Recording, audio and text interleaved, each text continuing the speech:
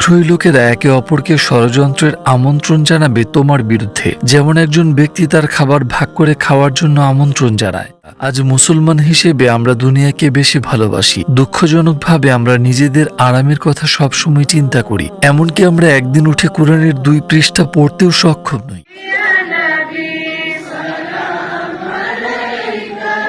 মুসলিম বিশ্ব কেন ইসরায়েলের অত্যাচার বন্ধ করতে পারছে না? কয়েক বছর আগে একজন সাংবাদিক তৎকালীন ইসরায়েলের রাষ্ট্রপতিকে স্মরণ করিয়ে দিয়ে বলেছিলেন,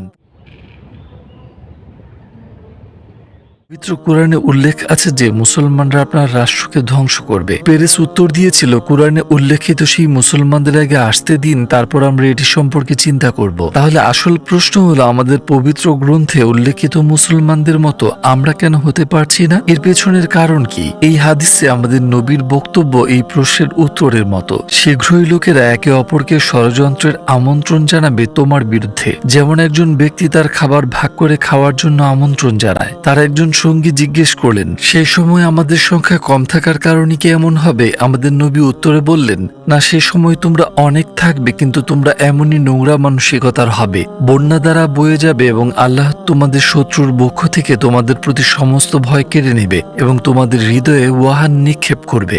একজন জিজ্ঞেস করল, ওয়াহান কি?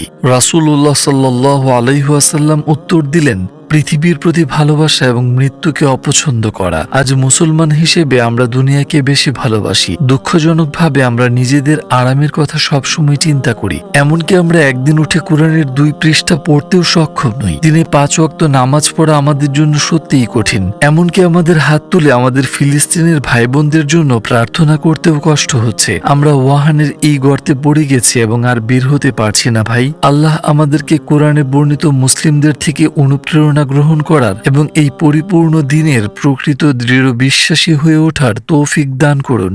আমিন।